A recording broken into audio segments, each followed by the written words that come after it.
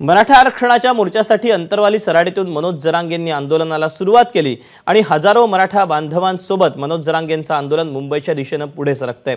कालही आरक्षण यात्रा पुण्यात दाखल झाली। ठिकठिकाणी जरांगेंचं जंगी स्वागत करण्यात आलं, तर त्यानंतर लोणावळ्यातून पुढे सरकत ही यात्रा हळूहळू मुंबईच्या जवळ येते।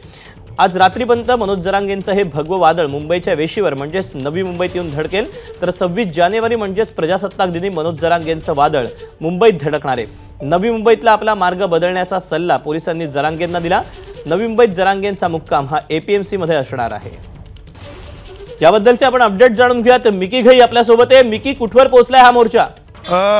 जर आपण बघितलं तर मनोज जरांगे पाटील यांचा हा मोर्चा, ही रॅली आता आपण जर बघितलं तर घाटात पोहोचलेली आहे। आपण जर बघितलं तर मुंबई पुणे जो जुना महामार्ग आहे तिथं खोपोली जवळ घाटात पोहोचलेले आहे आणि जर आपण बघितलं तर जागोजागी थांबून मनोज जरांगे पाटील यांचं स्वागत केलं जातंय आणि जिथवर आपली नजर जाईल तिथवर फक्त वाहनं दिसतायत, ज्या वाहनांमध्ये मराठा बांधव बसलेले आहेत आणि सगळेजण आता वाशीच्या दिशेने निघालेले आहेत। त्या ठिकाणी रात्रीचा मुक्काम असणार आहे। आपण काही वेळापूर्वी देखील सांगितलेलं होतं की मनोज जरांगे पाटील यांना भेटण्यासाठी जे शिष्टमंडळ मुंबईहून निघालेलं होतं ते जवळच पोहोचलेलं आहे। कदाचित ते वाशीमध्येच त्या ठिकाणी बैठक होईल। मनोज जरांगे पाटील त्यांना भेटतील। जे काही ते सरकारकडून नवीन जो प्रस्ताव घेऊन आलेले आहेत, काही नवीन जे कागदपत्र घेऊन आलेले आहेत ते मनोज जरांगे पाटील यांना दाखवले जातील।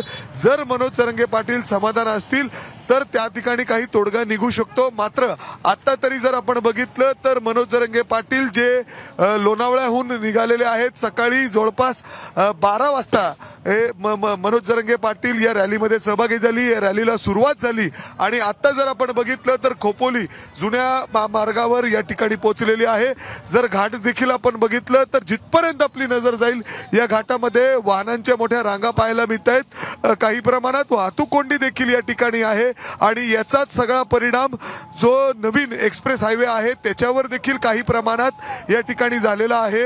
पोलीस सातत्याने मनोज जरांगे पाटील यांच्या गाडीच्या मागे पुढे आहेत, जेणेकरून हा मार्ग त्यांना लवकर काढून वाशीपर्यंत पोहोचवता येईल यासाठी पोलीस देखील सज्ज आहेत।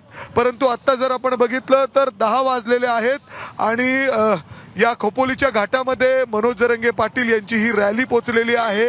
जागोजागी मराठा बांधव त्यांचं स्वागत करतायत आणि जसं आपण सांगतोय महत्त्वपूर्ण म्हणजे शिष्टमंडळ जो आहे तो वाशीत त्या ठिकाणी मनोज जरांगे पाटील यांना भेट घेणार आहेत। सरकारचे काही जे प्रतिनिधी आहेत ते देखील या ठिकाणी असू शकतात।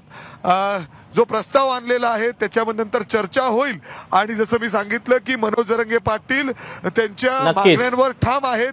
जर ते यातून समाधानी असतील तरच ते पुढे काहीतरी तोडगा निघू शकतो, नाहीतर पुन्हा एकदा जरांगे पाटील सकाळी लवकर मुंबईच्या दिशेने कूच करणार आहेत आणि मुंबईतील आझाद मैदान या ठिकाणी पोहोचणार आहेत। आपण सातत्याने दाखवतोय मोर्चाचा जो स्वाभाविकच मिकी की आता शिष्टमंडळ आणि जरांगे यांच्यामध्ये काय नेमकी बैठक होते, कुठला तोडगा निघतो का हे पाहणं महत्त्वाचं असणार आहे। तुर्तास मिकी, धन्यवाद दिलेल्या सगळ्या सविस्तर माहितीबद्दल आणि अपडेटबद्दल। एबीपी माझा, उघडा डोळे बघा नीट।